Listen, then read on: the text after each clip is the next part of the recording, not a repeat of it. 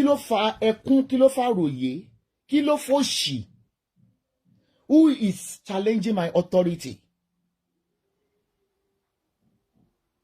Being a blogger for Genesis, does it mean you have an access to him? Kí ló fa rano? Like I keep saying, nobody can stop anybody from talking about him. You do your own and we do our own. Kí ló fa rano? Kí ló fa ikún gbogbo tá ń sọ ilé yìí? Who is challenging my authority? Ẹ má lọ wá o. Ẹ má lọ wá. Ó pọ̀ nle burúkú ni. Ẹ má lọ wá, ẹ̀yin ṣekúṣẹyẹ. Ẹ̀yin ẹyẹ àdán. Ẹ má lọ wá.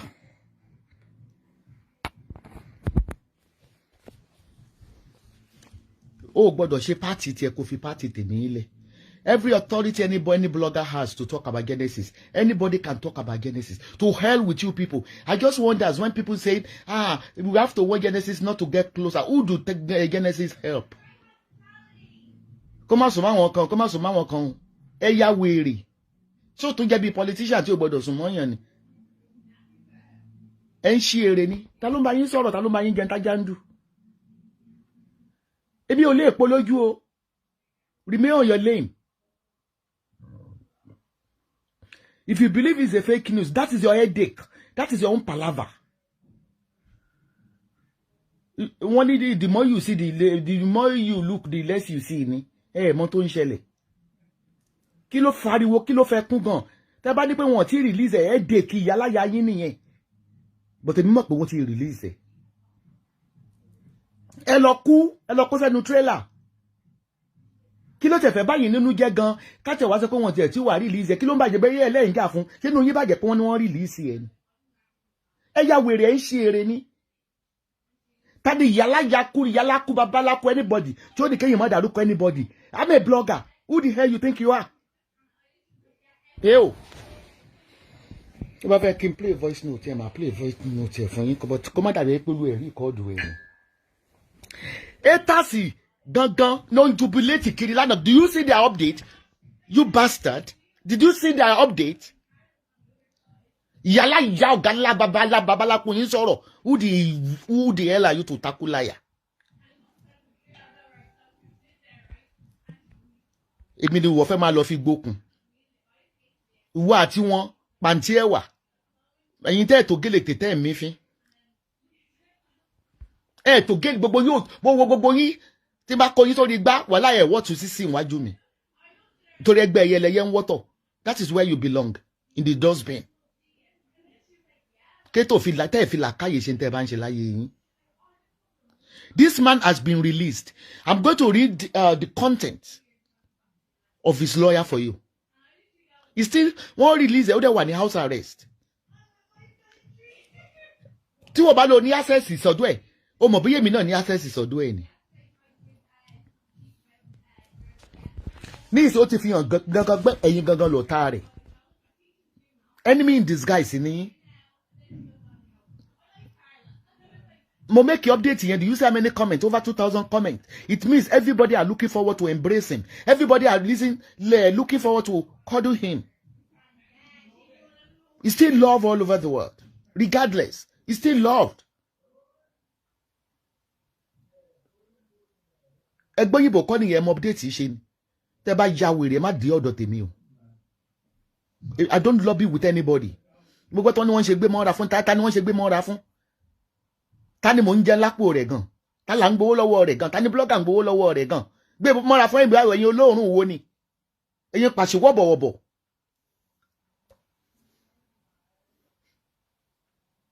So bẹ́ẹ̀ ṣe ń fi orúkọ ẹ̀ já viewers yẹn ẹ fẹ́ kó wà nínú prison ni. Kí ló fòṣì gan?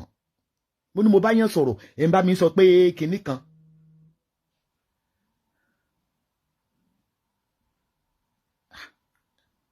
Ẹ jẹ́ kó rí pé o. I don't lobby with anybody. Torí gbogbo yín ò jẹ́ nǹkan kan wájú mi. Pátápátá ilé kìsà gbogbo yín ẹ̀ jẹ́ kankan wájú mi. Àtọkùnrin àtobìnrin. Let me tell you, when Genesis was jailed, when he was brought to the law court, Eta lo kọ́kọ́ mọ́nà. Eta lo kọ́kọ́ ṣe update. gbà tó fi sílẹ̀ náà gómìnà ò ní dárúkọ platform yẹn haters dẹ̀ kọ jáde ní àná wípé wọ́n ti release ẹ bó tó wà ní house arrest. Who can you are you to tackle liar?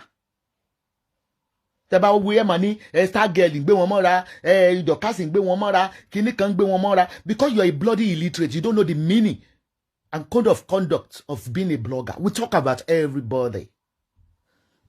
Genesis go the jáde lẹ́ni yìí kó gbé speaker kó ní ká máa sọ̀rọ̀ nípa òun a máa sọ nípa ẹ̀ níwọ̀n tí ẹ̀ bí ire kó sọ bẹ́ẹ̀ torí pé ó kàwé ó mọ̀ tó mọ journalism.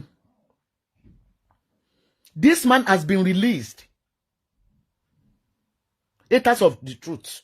Haters ti yóò dùn ẹ̀ ń lo orúkọ ẹ̀ ẹ gbọ́ pé wọ́n release tó yẹ kí inú yín dùn. Òun tí láti sọ fún wa pé wọ́n ní PA rẹ̀. Tani kò mọ ọgbọ́n olóńgbò. Táyọ̀ ọmọ lọ́wọ́ gbólóńgbò ẹ̀yin náà forúkọ ẹ̀ wá viewers ní kẹ́ kó ṣì lọ. Èmi ò forúkọ anybody wá viewers gidigbi ni mo dúró. Àwa tí ń jẹ́ orúkọ kẹ́ tó rí yín surface. Kí ló ń báyìí nínú jẹ́? Wọ́n sì pé inú yín dùn bó ṣe wà ń bẹ̀. Ẹ kàn jáde fún un ní tó pẹ́ fẹ́ belong. Ẹ lanu pàkà ẹ̀yin oníyọ̀rọ̀ lẹ́nu. Ẹ jẹ́ kó rí pé o. Ẹ jẹ́ kí orí yín kó pé. Mama na mafia. Ebi òun rán kankan nù yín o. You bloody attention seeker. Jẹ́ kí orí ẹ̀ kó pé. Nígbà tá jàǹjẹ́ lè gbé lọ́bọ̀ ẹ wá o. Ìyí tó fi mú kí ETA tó pé àwọn náà kọ́kọ́ jẹ́ ká mọ̀ lórí Facebook wípé nígbà tí wọ́n release Genesis. Jẹ̀mí nígbà tí wọ́n mú Genesis ọ̀dọ̀ àwọn haters láti gbọ́. Haters náà lórí ẹ̀ tó kọ́ lánàá wípé wọ́n ti release ẹ̀ wà ní house arrest. Ìyà ń jẹ yín ni. Talẹ́gbẹ́ ìyà láyà yín. Ẹ ń ṣe èrè ni. Àwọn kan mọ̀ ọ̀rọ̀ sọ jù yín lọ o. Nígbà tá jàǹjẹ́ lè gbé lọ́bọ̀ yín wá o. Gbogbo èèyàn ń kọ congratulation inú ti ẹ̀ dùn ó dẹ̀ ló ń jà fún a ti mọ bí tó olúgọ sí ní ìsìn ó wà lára àwọn ọ̀tá Genesis. Ìwọ tó bá ti jẹ́ tiẹ̀ mi ò dáko èèyàn ìwọ tó bá ti jẹ́ tiẹ̀ kó o dì mú kó o lawọ́ ẹ̀ kó o fomi lò. Idiotic goats. Kò ní dá fún ẹ bó ṣe wá ju líǹkì sí bí. You are blocked, then let me block you here. Mo tàn fóònù kejì lẹ́yìn torí ìdàgìrì yín. Let me delete your comment. Don't throw any stupid link on my chat. It's not allowed here. Ẹ̀yin tẹ́ ń gbọ́ tèmi gbogbo ẹ̀yin tẹ́ fẹ́ Genesis. Ojú kì í pọ́n ṣin kí ṣin má là ojú ò ní pọ́n gbogbo yín. A ti mọ ọ̀tá nínú ọ̀rẹ́ a dẹ̀ ti mọ ọ̀rẹ́ nínú ọ̀tá báyìí kedere ló hàn sí wa. Basunu, can you block anybody blockable? I want you to let me see this. And to support about fake news is unlimited. Help me block the person. Just salanga. Ó dẹ̀ pé bá a ṣe sọ pé wọ́n ti release ẹ̀ yẹn ó máa jó yín gan. Ẹ ti rò pé ìjẹ́ bọ́ lẹ́nu yín viewers bọ́ lẹ́nu yín. Tó máa tẹ̀ ní gbogbo ayé ń sunkún kì í ṣe ẹ̀yin ló yẹ ẹ sunkún. Onírun gbọ̀ bí tó gúfe kì í ṣe ẹ̀yin ló yẹ kẹ́ ẹ sunkún.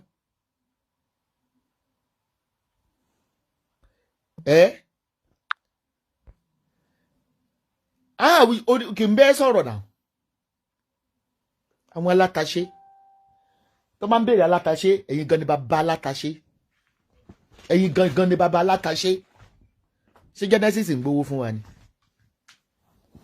Mo ní wọ́n ti release èèyàn ó gbé ẹpọ̀n lèkètè gbé ẹpọ̀n ọlọ́kùnrùn onírọ́ ni ta ni ẹ́ ta bàbá lákó ẹ̀ bó ló túmọ̀ tó lo òkun lọ́rùn.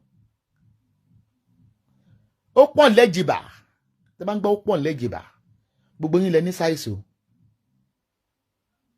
Wọ́n ti ní ayélayé máa jẹ́ ọmọ ayélayé máa jẹ́ títí ayérayé ìparun lẹ̀ ń lọ àtọkùnrin àtobìnrin yín ẹ̀mí òkùnkùn ni yín. Ọlọ́run sọ pé there is no peace for the wicked. Don't be confused. Lovers of Genesis is being released. Wọ́n fi sí house arrest. Let me read some of the outcome of the court. Ṣé wọ́n mọ̀ pé lọ kóòtù lánàá nígẹ̀ta ni? Do you know? You don't know anything. Ó ṣojú bí ojú ẹ mọ́. Tá ìyàlá yìí ẹ tó ń sọ̀rọ̀ tó ń takú ẹ̀. Ta ni ẹ́? Ṣùgbọ́n ó rẹ̀ pé ó fẹ́ popular dáadáa. Má tasẹ̀ gẹ̀rẹ̀ dọ̀dọ̀ tèmi o. Kí ni mo sọ fún ẹ? má tasẹ̀ gẹ̀rẹ̀ èmi ò gbádùn rárá mi ìmẹ́ nìkan la ìbájà tó bá ti kọjá yìí ẹ̀. Kátẹ̀ wá assume pé wọ́n ti ẹ̀ release àdúrà táwọn èèyàn ò rí bó even is an indication that this man is loved worldwide. Is loved worldwide. An update not quite 24 hours with over 2,000 comments. Taniye ele lálẹ́pọ̀n taniye tam babalaku ẹ̀ gan. Èmi ò lè pọ̀ lójú o. Ajá sábà ẹkùn kò máa sábà ajá ni o. Má fi èmi gbókun o. Mi ìṣẹ́gbẹ́ yàrá ya ẹ o. Má tiẹ̀ try mi.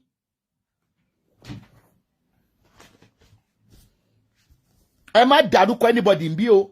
Ẹ tó bá mọ̀ kó jọ ohun tí mo sọ jọ tẹ̀ kó jáde fún mi kó jẹ́ kájọ ṣe rí ẹnu. Kó jẹ́ kájọ ṣe rí ẹnu. Gbogbo ẹ̀yin yẹn tẹ́ sọ pé wọ́n release Genesis ẹ̀yin gangan lọ̀tá rẹ̀. Ẹ̀yin gangan ló yẹ kó sá fún. Ẹ̀yin gangan ní ẹ wà nínú òkùnkùn tẹ́ ń tafà sí ìmọ́lẹ̀. Mo ti bá ọba sọ̀rọ̀ lẹ́ni ìnà. Kí ni gbogbo orí burúkú yín gan náà? Bí àwọn ti mọ̀ pé oníkébékébé ní yín wọ̀n yìí sọ fún yín pé wọ́n ti release. Àbí kí wàá lẹ kún gan kí ló fẹ́ kún gan kí ló fọ́ṣì. Ó ń ṣí èrè ni. Ó fẹ́ fẹsẹ̀ rìn wá sí Egypt ni. Torí yóò ní wọ mọ́tò tá fi gbé wá sí Egypt. Tó gba Sahara Desert. Ta ló fún ẹ ní authority pé wọ́n nìkan ló gbọ́dọ̀ sọ̀rọ̀ nípa Genesis? Níbo ló wà kí kéèsì Genesis táwa ti ń sọ̀rọ̀? Wọ́n máa sọ pé kò lọ update pa fáwọn tó àbí ó fẹ́ dá fáwọn tó ní kò update ni pé kó má sọ̀rọ̀ Genesis àbí ṣọ̀pọ̀nà fẹ́ pa gbogbo yín lápapọ̀ ni. Bẹ́ẹ̀ ayé ta pa ò bá lè sọ̀rọ̀ Genesis àwa tá àti ẹ̀ súnmọ́ àwa ń sọ̀rọ̀ rẹ̀. Kí wá ní ikú òjijì tó wá dé bá yín lọ́sàn gangan tẹ́ǹkà ní ké ẹ ṣe di tìǹmà àbí ẹ ya wèrè ẹ ń ṣí èrè ni. Ok ẹ̀yin ọmọ mi Genesis mo fẹ́ kẹ́ máa tún sọ̀rọ̀ rẹ̀ báyìí. Ètò bá fẹ́ kú òjijì nínú yín kó lọ kú. Ètò bá fẹ́ lọ kọ́ọ̀tù nínú yín kó lọ kọ́ọ̀tù. Alára sọ pé àrò òrò òun àwọn ọmọ ọjọ́ rẹ̀ gún ọ̀ sọ pé àrò òrò òun èwo lẹ́kún wèrè táwọn màálù ń sún kiri àwọn ọ̀ràn Fúlàní. I hope Genesis will distance himself from these people. If I want to táyé rẹ̀ ṣe ẹ̀yin bá yé rẹ̀ gẹ́ ni. Enemies in disguise ni. Ẹ̀yin bá yé rẹ̀ gẹ́ ni. Àti tó ń sọ̀rọ̀.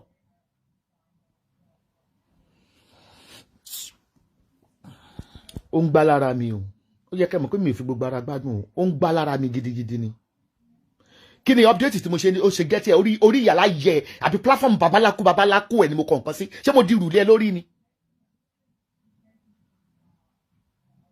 Àbúrò pé tí n bá ọ̀rọ̀ Genesis ló jẹ́ kí n popular ni àbí bọ̀bọ̀ ìyá wèrè ni. Ṣé òun ṣe pé ó ṣí èrè? Ṣé ìṣe pé ó ti ya wèrè? Ó ṣòna. Ó ní irùngbọ̀n tátà. Dọ̀kásì wọ́n ti release Genesis. Mẹ́fà ti pé haters gbé jáde ẹ lọ wo platform wọn.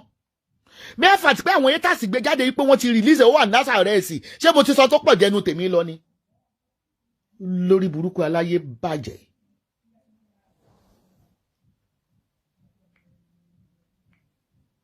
Lórí burúkú aláyé bàjẹ́. Kì í ṣe illegally wọ́n detain ẹ ni. Illegally wọ́n detain ẹ now. Case to wale it's not a criminal court, it's a civil court between two lovers. Tó bá ní pé omi ló máa ṣẹga jiná kì í ṣe irú yín ló yẹ kó bá bẹ̀ ṣe pé enemy of progress ni yín.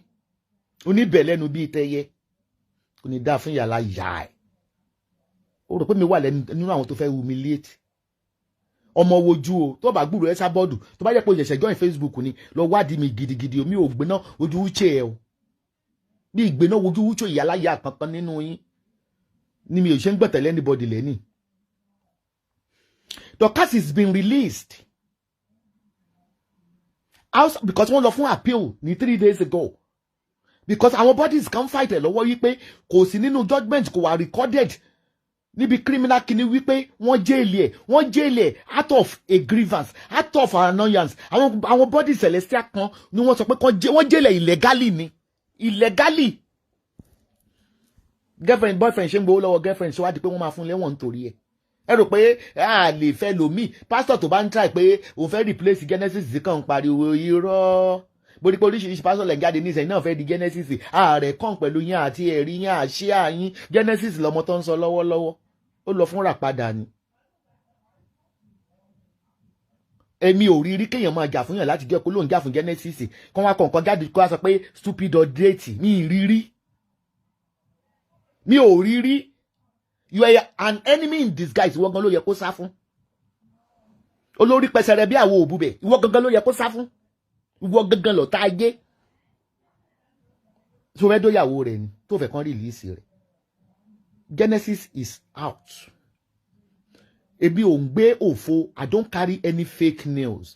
Nígbà mo sọ pé Bádírà ti kú lọ́dọ̀ Ọbásanjọ́ kìíní tẹ́tẹ́ ṣé gbogbo news ti máa sọ kò kì í ṣẹlẹ̀. Àbí mi sọ fún yín pé it's sincerely ridiculous how this Malu have been crying that Genesis should stop certain people from talking about him. Olórí burúkú illiterate ni wọ́n ni. Illiterate ni wọ́n kò sí ẹni tí máa fẹ́ ṣe case Kasali máa ṣe. If you don't want your case to be on the air, don't come on Facebook. Anybody ló lè ṣe case anybody at any time. Dìbẹ́yìn tẹ́ ń lọ ń wò wọ́n náà ni. Ta ló mọ̀ wọ́n? Àwọn aṣumọ́nùdì, àwọn ọ̀tá pákó, ta ló mọ̀ wọ́n? Àwọn fún wọn tán pẹ̀lú pátálẹ̀ dí gan, ta ló mọ̀ wọ́n? Ìkà ni ẹ́. Ìkà ni ẹ́. Who the hell are you láti ṣe disclaimer pé kó má sọ̀rọ̀ Genesis?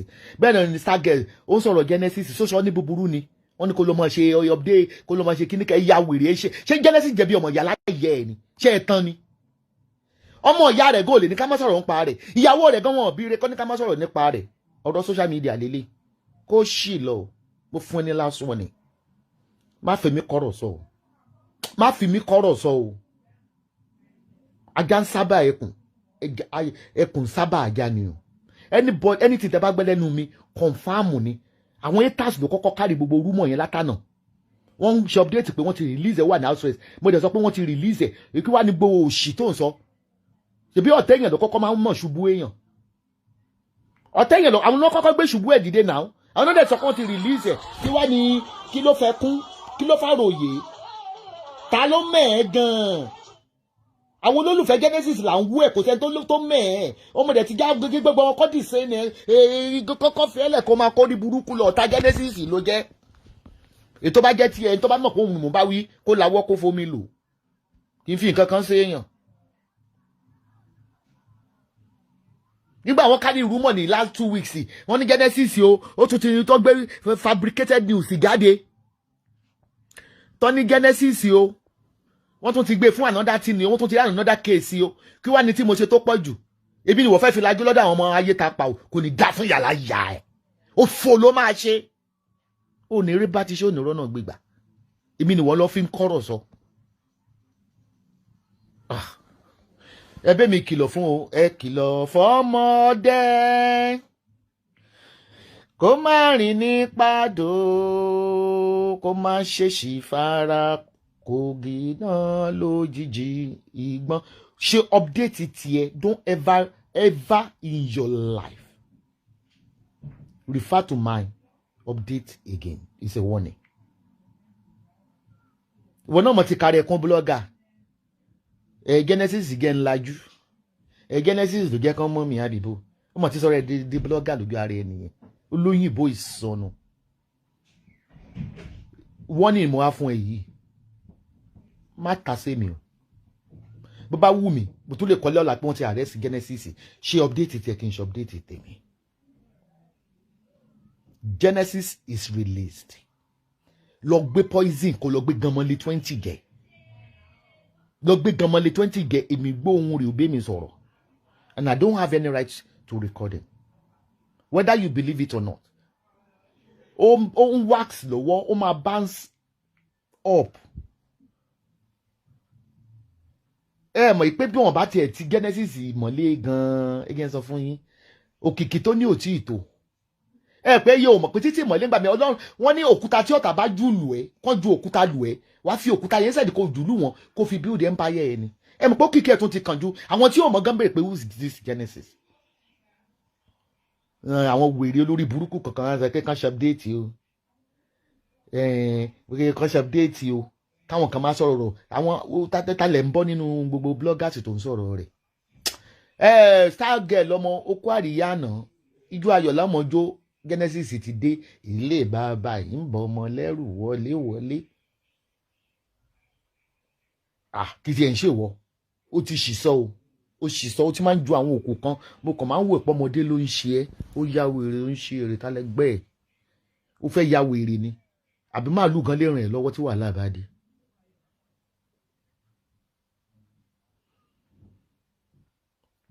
aṣáàkú ti Tinubu o I've said it 2 years ago I predicted it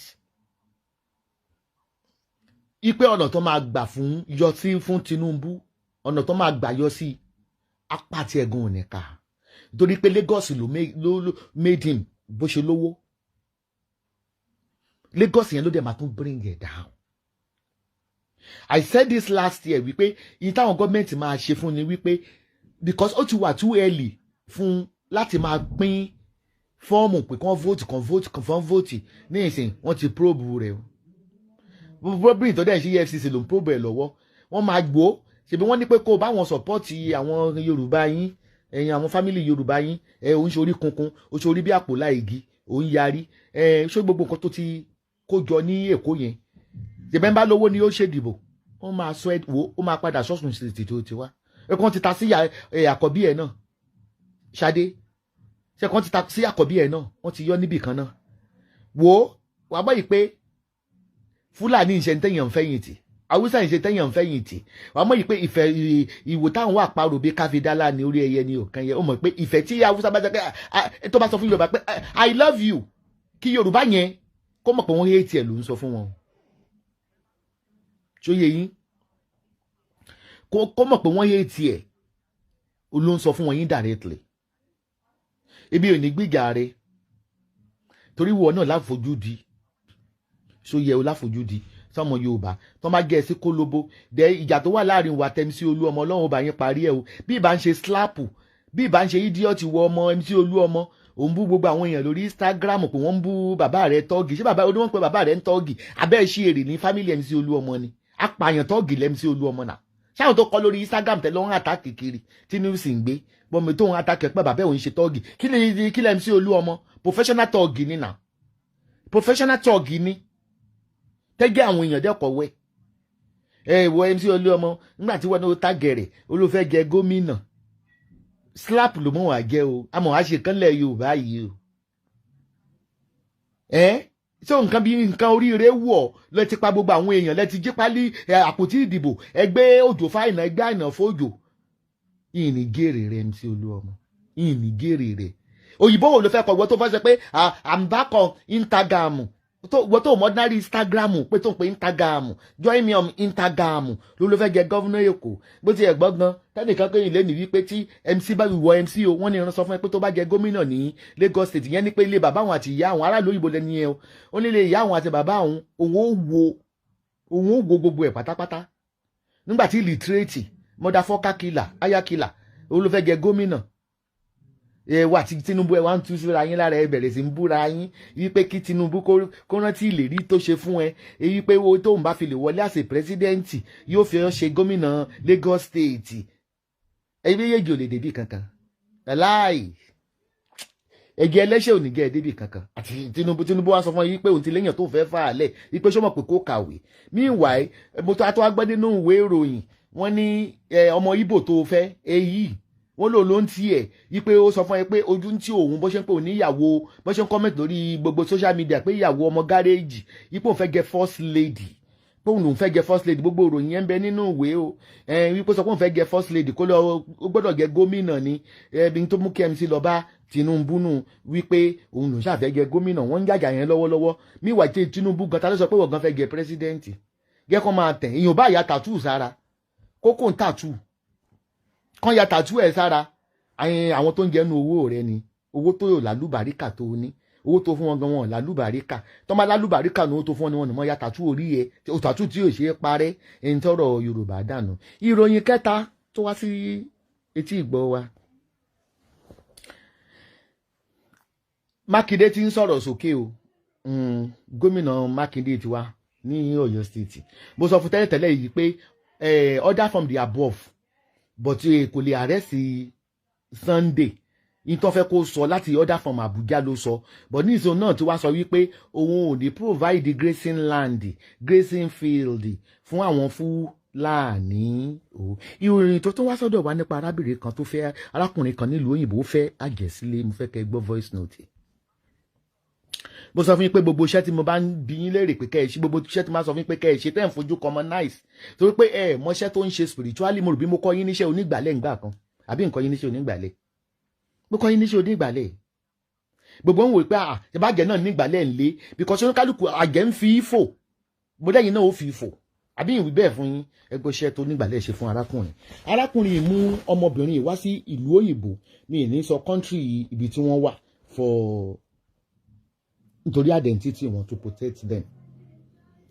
ọmọ tó mú wáyé ọmọ 25 lórí pé fẹ́ lọ fẹ́ yàwó Nàìjíríà ọmọ 25 bàbá yẹn ti kọ́kọ́ ra ilé sí ìlú òyìnbó yẹn ó rà ní orúkọ rẹ̀ bí tọ́lọ́run ti yọ díẹ̀ náà nù ó bá ṣàmú wá ọmọkùnrin yẹn bímọ obìnrin yẹn bímọ kìíní ọmọ èkejì tó bí ọ̀rẹ́ ọkọ ẹ̀ ló fún lóyún tó ká wọn red handed ó wá di pé tí bọ̀bọ̀ lógún ìbá pọ̀ tí bọ̀bọ̀ ìbá ní pé kó máa lọ sí ibi iṣẹ́ báyìí bó ṣe ròyìn fún wa tó bá ní pé kó ń jáde báyìí ó máa rí tíyàwó ẹ̀ máa dùbú ẹ̀ ní ojú ọ̀nà spiritually ni o but wọ́n ní pé bọ̀bọ̀ yẹn tó ń kéwú dáadáa ni ẹni tó súnmọ́ lọ́n gidi ni ó ní tó bá ń wẹ̀ báyìí ó ní ohun tó máa fi fọmi fọjú báyìí ó lóun máa rí tí gẹ́ẹ̀ yẹn spiritually ó ti wà nínú báfù pẹ̀lú òun gẹ́ẹ̀ yẹn ti poison ó lóun ti poison òun spiritually ó ti poison òun physically ó ní ṣùgbọ́n òun ní pé kó máa lọ kó fi òun sílẹ̀ ó ti pọlọ́pàá sí òun ó ti pe social fún òun yí pé òun fẹ́ gbalé but wọ́n sọ fún nílùú òyìnbó tó wà pé kò lè gba ilé ìtó pé bọ̀bọ́ yóò forúkọ rẹ̀ sínú ìwé ilé ní tó wá ṣẹlẹ̀ nìyí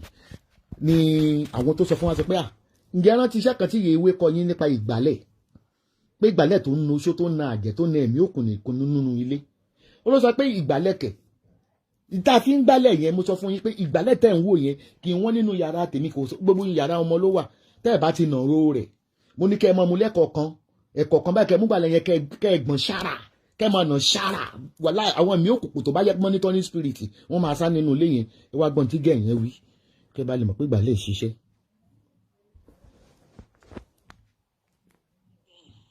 láti ọjọ́ Monday tẹ́ ti ń jáde lọ síbi iṣẹ́ ẹ̀ẹ̀wẹ̀ lọ tẹ́ bá dé náà ẹ̀ẹ̀wẹ̀ mi ì mọ nǹkan tẹ́ ń ṣe o mi ì mọ nǹkan tẹ́ ń ṣe o ẹ tún mú gbálẹ̀ ẹ fi ń ṣe lẹ́ńlẹ̀ ẹ máa sáré bọ́ síta kẹ́sẹ̀ yín má bàa kan lẹ́ńlẹ̀ yẹn àwa tó kù wá ń tẹ̀ lẹ́ńlẹ̀ yẹn mi ì mọ nǹkan tẹ́ ń ṣe o tí ẹ bá ti sọ nǹkan tí gbálẹ̀ yẹn tó túmọ̀ sí máa jù nù kẹ́ tó dé ṣe ti gbọ́ mo dẹ̀ ti sọ fún yín tẹ́lẹ̀ máa tún sọ lẹ́ni nǹkan kan kò gbọ́dọ̀ ṣe mí àti àwọn ọmọ mi tó rọ́rọ̀ yín ó ti nífura sí báyìí ó ti nífura sí gidigidi gan ni ẹ̀yin ò sí nínú ilé ẹ̀ ń fi ìgbálẹ̀ ṣe lẹ́lẹ̀ ẹ̀ ń bọ́ síta kẹ́sẹ̀ yín má bàa kan ilẹ̀ ńlẹ̀ yẹn tẹ́ ẹ bá ti sọ nǹkan tó túmọ̀ sí máa jù gbálẹ̀ yẹn nù kẹ́ tó dé ṣe ti gbọ́ ọ̀rọ̀ yín ti nífura sí nǹkan kò dẹ̀ gbọ́dọ̀ ṣe mí àtàwọn ọmọ mi ṣe ti gbọ́.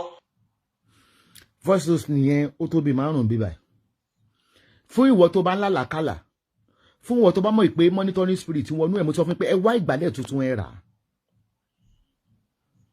ẹ wá mú ìgbálẹ̀ yẹn ẹ má nà rú ẹ̀ bẹ́ẹ̀ bá nà rú ẹ̀ àgé ó mọ̀ wọnú ilé yín ṣeré ni ibi ìdí ẹ̀ tó dì yẹn ni kẹ́ ẹ fi nà rú ẹ̀ kẹ́ ẹ dẹ̀ máa mú lẹ́ẹ̀kọ̀ọ̀kan bí ìgbà tí ẹ nà nǹkan bí ìgbà tí èèyàn ń kó ìgbálẹ̀ bo èèyàn kẹ́ ẹ máa fi ṣe ṣàràṣàrà nínú ilé pẹ̀lú àdúrà wàláì àgé ẹbẹ̀ ó kà àbí kókó jáde ẹgbọ́ èkejì. wọ́n tó fẹ́ tú àṣírí nǹkan tẹ́ ń ṣe òun ló jẹ́ kí n tají lójú oorun lójijì lásìkò tẹ́ ń ṣe lọ́wọ́ mi ò mọ nǹkan tó túmọ̀ sí èmi àtàwọn ọmọ mi la wà nulẹ̀ ẹ mú gbálẹ̀ fi ṣe ilẹ̀ lẹ́ẹ̀kákàkiri ẹ̀yin bọ́ síta kẹsẹ̀ yín má bàa kan bẹ̀ mọ́ káwa ní ká lè fẹsẹ̀ tẹ̀ kẹ́ tó dé mi ò mọ nǹkan tó túmọ̀ sí o kẹ́ yá píìkì kọ́ mi kẹ́ tí ẹ bá ti sọ nǹkan tó túmọ̀ sí fún mi máa jùgbálẹ̀ yẹn nù kẹ́ tó dé ǹdẹ̀ máa pariwo yín fáyé torí nǹkan kò gbọ́dọ̀ ṣe mí àtàwọn ọmọ mi ṣe ti gbọ́ nǹkan kò gbọ́dọ̀ ṣe mí àtàwọn ọmọ mi o ṣe ti gbọ́ mi máa pariwo yín fáyé tẹ́ ẹ bá ti sọ nǹkan tó túmọ̀ sí fún mi máa pariwo yín fáyé ṣe ti gbọ́ ẹ̀ lè fi nǹkan sílẹ̀ sínú ilé kẹ́yìn jáde lọ kẹfà wa àwa sílẹ̀ nínú ilé káwa máa fẹsẹ̀ tẹ̀ tẹ́ ẹ bá ti sọ nǹkan tó túmọ̀ sí fún mi máa jùgbálẹ̀ yẹn nù kẹ́ tó lè máa pariwo yín fáyé nǹkan kan kò gbọ́dọ̀ ṣẹlẹ̀ sí èmi àti àwọn ọmọ mi ọ̀run yín. why tí ọmọ abàmì tó gbé wá láti Nàìjíríà yìí tó lérí pé àfi tó ń bá pa bọ̀bọ́ yìí dẹ̀ ń sọ oríṣiríṣi nǹkan tó ń rí spiritually why kí bí ìbá ṣe pé ọmọ tó ń fi ìgbálẹ̀ ṣe just like pé kí ọkọ ẹ̀ kó mú ìgbálẹ̀ wọlé kó máa fi gbálẹ̀ why tó fi wà consign ta ló ń pè mí hello. Hello ma ẹ kálẹ́ ma èmi ni inú rẹ bẹ́ẹ̀ ma. ok ẹ pẹ̀lẹ́.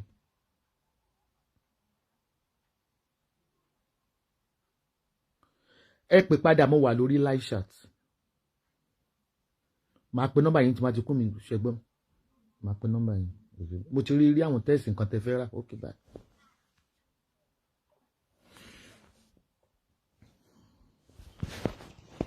ẹ jọ kí ni ìtumọ̀ ìgbálẹ̀ tẹ́ fi ṣẹlẹ̀ lẹ́ẹ̀pẹ́ ṣe fi ń ṣe yẹn tẹ́ bá ṣe tán tẹ́yìn ò fẹsẹ̀ síbẹ̀ tẹ́ fi ń bọ́ síta kí ni ìtumọ̀ ẹ tí bá pé ìkẹ́ bí kẹ̀kẹ́ sọ tẹ́ ẹ bá sọ nǹkan tó túmọ̀ sí fún mi ẹ ní bá nínú ilé o máa mú máa jù nù ni kí ló dé tẹ́ fi ń ṣègbálẹ̀ sílẹ̀ lẹ́bẹ̀ yẹn tẹ́yìn ò fẹsẹ̀ síbẹ̀ tẹ́ fi máa bọ́ síta tẹ́ ẹ bá ti sọ nǹkan tó túmọ̀ sí fún mi ẹ ní bá nínú ilé o láti jọ Monday ẹ wẹ̀ nínú ilé ibo lẹ ti ń lọ wẹ̀ ọ ní kẹ́ má wẹ̀ àbí kẹ́ fi máa ṣe nǹkan tẹ́ fẹ́ ṣe àbí ibo lẹ ti ń lọ wẹ̀ kò sí nǹkan tó kàn mí ṣùgbọ́n nǹkan kan kò gbọ́dọ̀ ṣẹlẹ̀ sí mi àtàwọn ọmọ yín sí mi àtàwọn ọmọ mi mo mọ̀ pé ẹ ní substitute o ẹ láwọn ọmọ mi tó ti dàgbà so nǹkan kan kò gbọ́dọ̀ ṣẹlẹ̀ sí mi àti àwọn tí. ok òun lè ti gbọ́ yẹn bí ìbá ṣe pé arábìnrin yìí ó mọ tó ń fi ìgbálẹ̀ ẹ̀ ṣe mo ní gbogbo nǹkan táwọn àjẹ́ bá ń lò against tó máa ń lò against yín ẹ̀yin gan ẹ lò in a positive way just like ewé àtegbò tí wọ́n ń sọ fún yín ṣọ́ọ̀ṣì pé kẹ́ máa lò tí àwọn àjẹ́ wa ń lò in a negative way láti bá yé yín jẹ́ ìjọ tí mo sọ pé arákùnrin yẹn wọ́n ok mo sọ nígbà kan mo ní tẹ́ bá tẹ̀ mú ata gúngún nìkan àti iyọ̀ ẹ fi sí fọ́kàn nánú lé yín ẹ ń wò pé ìbí wọn àwọn àjẹ́ ń gata because oníkálukú ní mission tó fi ń lò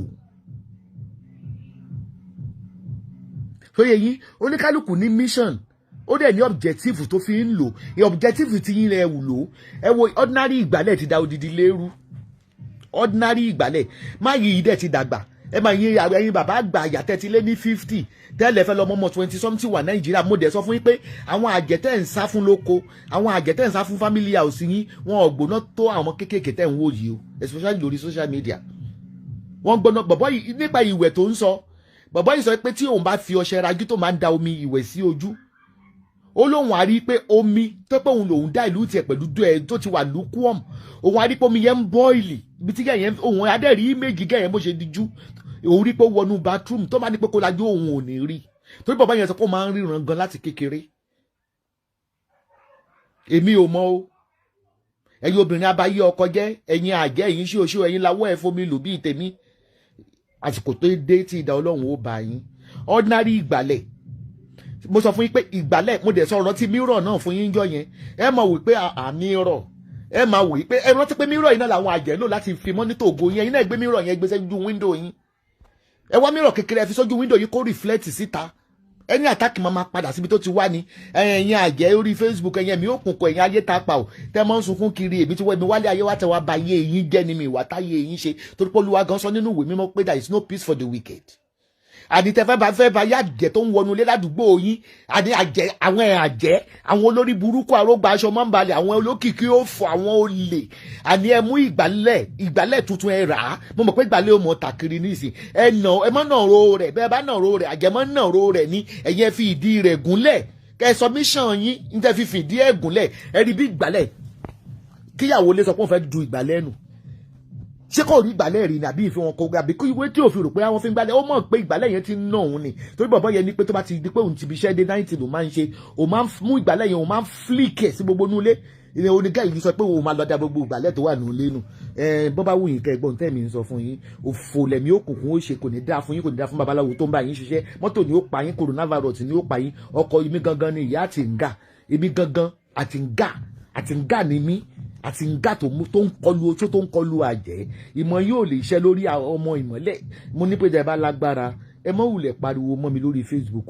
Mo ní ẹ dán mi wò. Mo ti fẹ́ra mi fún yín, mo ti fẹ́ ayé àwọn ọmọ mi fún yín. Àwọn ń gbọ́ músíìkì yẹn kò sí nǹkan lọ́yọ́ pé lọ́rọ́gọ́ igi.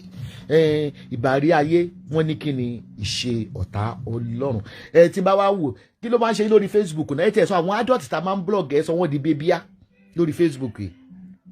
Sunday Igboho mẹ́mọ̀ yẹn nìkan sọ̀rọ̀ o. Ààrẹ Gani Adams má bẹ́ẹ̀ nìkan ṣeré o. Abo lórí burúkú ni yín ni. Ṣé adult kọ́ láì porúkọ wọn jẹ́ máa ń ru ọpọlọ? Ẹ máa ń ru ọpọlọ kẹ́ tó sọ̀rọ̀ lórí Facebook kẹ́ ní ọpọlọ. Mo ní ọ̀pọ̀lọpọ̀ yín ní psychiatric problem. Any psychiatric illness. If not so, Genesis mọ̀ bẹ́ẹ̀ nìkan sọ̀rọ̀ o. Odidi àwọn bá lé ilé. Ẹ̀yin lẹ́jùwé fún wọn tí wọ́n bá sọ̀rọ̀. Ẹ̀yin lẹ́jùwé fún wọn kó dàbí pé kẹsàn pé ẹ sábàdù mọ́ bẹ́ẹ̀ nìkan ṣe o. Ṣé ẹ̀yà wèrè máa sọ fún yín pé ṣẹ́yìn lọ lọ́kọ̀ tó wá mi wálé ayé ni. Àti ń gàlà wa níbi ewé nation bó ṣó bá kọlù wá ṣubú bàjẹ́ bá kọlù wá yóò wọlé lọ. Kò ní dá fún babaláwo òfò ló máa já gbogbo yín. Gbogbo ẹ̀yin awó yín káwó gbé mi gbogbo yín. Ìbànújẹ́ ọkàn yóò mọ̀ wọnú ọkàn yín lẹ. Ayé ewé yìí ò ní jẹ́ fún yín. Egbò ò ní jẹ́ fún yín. Ọlọ́run nìkan lọ́ba tó lágbára lórí ènìyàn, ó lágbára lórí egbò. Àwọn oní nǹkan kan ẹ̀ka tó ń wá gbà tá a ṣe ìṣòro wa. Ẹ má gbàgbé o, PS investment owó tó fi lé kò ju 100 lọ. Ẹ mọ̀ pé 1.2 wọn náà fẹ́ dá padà sí, but wọ́n ti fún wa for 800,000. Lọ mú tiẹ̀. Ibù gan ẹ máa rí kíní ambassador wa kò ní pẹ́ jáde lórí wọn. Ṣóyè yín gbàwé alẹ̀ kó gbàwé ẹlẹ́sẹ̀kẹsẹ̀ ní kò ní mo fà yín lọ́wọ́ kò tí contract kan tiẹ̀ tún fẹ́ jáde fún wọn lẹ́nu ọjọ́ mẹ́ta yìí. Ẹni tó bá di pé jọ Sunday kò yẹ kí n wá ṣe ṣáàtì tó rà ní group meeting. So ẹ̀yin group A, we will do the meeting after my Sunday chat. Ó pè yín torí ẹ̀yin America Canada lẹ́pọ̀ jù bẹ́ẹ̀ náà. Kò dẹ̀ sí ní ẹ máa attend the chat mi jọ Sunday. Immediately tá bá ti fi chat lẹ́nu jọ Sunday, we head to the group meeting. Ṣóyè yín ẹsẹ̀ ń gan. Èmi náà ni gidigbi mo wà. Ẹ rí pé n porúkọ mi ewé kankan pé welcome to your line. I'm still fighting with ọmọ ewé o. You are still on suspension o. Bóyá tẹ̀ ń update pé ta ló ní suspension ìsọnù. Ẹ bá fẹ́ ra ré nìyí. Ẹ contact Pastor Afolabi Michael ní United Kingdom. They post all over the world. Iye ewé ni nǹkan tẹ́ ẹ bá fẹ́ tẹ́ ẹ bá rí. Ẹ pè wá. Agent wa wà l'Amẹ́ríkà. A ní agent méjì ní United States of America. A ní agent sí ọ̀dọ̀ wa náà ní Canada. Bẹ́ẹ̀ náà ni a ní Ireland. Ẹ̀yin tí ẹ wà ní UK tí àyà yín jà ti pè ẹ lè pè ti Ireland ọ̀dọ̀ wa ń bí báyìí. Phone number ti Ireland ní +353 899 75133 +353 899 75133. Ẹ pè wọ́n sí ti Ireland. Nọ́mbà tèmi náà wà ní orí ẹ wá wo platform wa. Ẹ rí phone number àwọn USA àti Canada. Ẹ fẹ́ ra lé ní Turkey ni, ẹ fẹ́ ra lé ní Nigeria ni, ẹ pè ẹ Sabot. Àwa náà ni orúkọ wa náà ni àwa là ń jẹ́ bẹ́ẹ̀. Ẹni pé wọ́n nífẹ̀ẹ́ lòmíì ṣe wá. Bó ṣe rí nìyẹn. Then àwọn PS gan wọ́n fẹ́ ra ilẹ̀ ńlá kan ní ìlú Turkey. Wọ́n dára pé wọ́n ṣe investment lọ́wọ́ ní Germany náà. Ó rẹ̀ pé wọn partner wọn Germany ló wà. Wọ́n dẹ̀ lóyìnbó ni. So mo bá wọn connect wọn pẹ̀lú àwọn builders. Tí ó bá tó àsìkò ẹ ó rí package tó máa fún yín. PS ló lè ṣe. Àwa ni ambassador wọn àti original ìyá Ìbàdàn. Àwa méjì náà ni. Ẹ pè wá bẹ́ẹ̀ bá get through sí wọn lórí phone number wa tó wà lórí kìíní.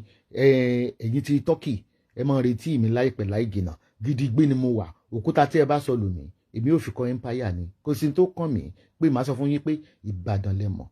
Mọ́ láyé pọ̀ lágbára Ọlọ́run. Àdúrà gbogbo yín ó gbà, inú yín ó dùn. A ní ṣe tí ẹ bá fẹ́ ra ilé sílùú Turkey ẹ pè wá. Ṣóyè yín àbí kẹ́ pé PIPS ní agbára Ọlọ́run. Gidigbe la wà. Ẹ ṣé mo dúpẹ́ gan. PS olótìtọ́ ènìyàn ni wọ́n tẹ̀ tún ti ní ilẹ̀ sí Abẹ́òkúta. Ebi mo tẹ̀ bí wọ́n léèrè pé kí ló tẹ̀ ń polówó ilẹ̀ Abẹ́òkúta. Àwọn ní Abẹ́òkúta ti dèkó. Ibi tí màá yẹn jẹ́ olóòótọ́ fún wọn láwọn ilẹ̀ kan tó pọ̀ ní Èkó gan. Wọ́n nígbà táwọn ń rà àsìkò ẹ̀rùn ni. Wọ́n ní àsìkò what is our offence this time? Someone should please hint me wetin we do for Alashabi. Rishi wọn ya ń ẹ ṣe mẹ́wàá fún mi. Ẹ ṣe ogún fún mi pẹ̀lú. Nígbà tí mo wá sí orí live chat mo sọ pé iye oko tí mo ti dó 28,000. Mo ní mo fẹ́ dó 2,000 mọ́. bó ṣe bẹ̀rẹ̀ sí nítorí bó bá sí lórí ṣáàtì mo fẹ́ kó lọ wo ṣáàtì yẹn báwọn mewé ṣe ń suggest o kó fún mi nìyẹn bó tiẹ̀ gbọ́ta láàyè tó ń sọ wọ́n bẹ̀rẹ̀ sí ń kọ́ kí n lọ́dún NK Abíọ́lá kí n lọ́dún Fẹlá kí n lọ́dún Táyé Ṣó láàrin àwọn tó ti kú wọ́n ń dárúkọ rẹ̀ bó dẹ̀ kígbe ní ọjọ́ náà mo ní ẹ stop it o àmọ́ wọn kò gbọ́ nítorí náà ẹ̀ṣẹ̀ tẹ́ ẹ ṣe nìyẹn níjọ́ mi ti máa ní pé okòwò ni mo fẹ́ do ẹ mọ̀ fi ọ̀wọ̀ mi wọ̀ mí ẹ mọ̀ ṣe kí ni ẹ mọ̀ fi ọ̀wọ̀ mi wọ̀ mí ẹ ní mọ̀ ro àwọn òkú pẹ̀lú mi ibi táwọn òkú alààyè wà yìí tẹ́ fi ṣe mí kò ju yìí tí mo sọ lọ PS ibi tí wọ́n lé òtítọ́ dé wọ́n ra ilẹ̀ yẹn lẹ́kọ̀ọ́ ilẹ̀ tó pọ̀ ni tán fẹ́ǹsì tán fẹ́ tà wọ́n nígbà táwọn lọ síbẹ̀ lásìkò òjò wọ́n rí i pé gbogbo ẹ̀ pátápátá ilẹ̀ irrigation ni omi ti bo gbogbo bẹ̀ àwọn òdẹ̀ lè tà síta wọ́n ní because kò sí ilẹ̀ gidi tó jẹ́ ilẹ̀ gbígbẹ lẹ́kọ̀ọ́ mọ́ ilẹ̀ omi ni ilẹ̀ tó ń tà níbẹ̀ ní ìsìn gbogbo ilẹ̀ tó jẹ́ ilẹ̀ gbígbẹ wọ́n ní gbogbo ẹ̀ ni wọ́n ti tà pátápátá ìtàn tà fáwọn èèyàn pé wà lálẹ́ síbi tí wọ́n nílé omi ni tẹ́ bá wà interested a lè tà fún yín tẹ́ bá lè lọ ṣe refill síbẹ̀ a lè tà kí pé wọ́n lè tà fún yín PS Home and Properties ló lè ṣe àwa lọ́lọ́run gbádé fún ọ̀kín ni wá ẹ fẹ́ ra ilẹ̀ sí Ìbàdàn ní Mọ́níyà ẹ pèlè iṣẹ́ wa ni ẹ fẹ́ ra ilẹ̀ sí anywhere ní Turkey ẹ pèlè iṣẹ́ wa àwa ni wọn ò ní fẹ́ ni kankan ṣe wá ẹni tí ó bá dùn mọ́ kó lọ kó sí kànga Esabod on the throne Esabod ni kò sí orúkọ mi orúkọ tó ń já viewers for everybody ni love everybody Genesis is out of the prison and is bouncing back fully in spirit ó ń ṣe press up lọ́wọ́ ojú máa ti gbogbo yín Ọlọ́run nìkan ló lè fi yàn pamọ́ Ọlọ́run nìkan ló ń yọ ọyàn kì í ṣàgbáre ènìyàn amúlọ ni ẹ wo àwọn tó release in prison gbà tó wà nínú prison àwọn yẹn náà máa ṣàdúrà fún ẹ wo àwọn mùsùlùmù àtàwọn christian tó máa ń lọ sí ṣọ́ọ̀ṣì tó máa ń lọ ń tọrọ owó fún oúnjẹ tó máa ń fún wọn gbogbo wọn ló miss ẹ we all love you Ọládélé ìyàwó ẹ nísìn ẹ dóra yín oyún mo fẹ́ rí o àṣà rẹ̀ sì yẹn ẹ fi bí bèjì ẹ fi bí bẹ̀ta love everybody don't forget to visit our website at www.esabodspiritualcenter.com bye.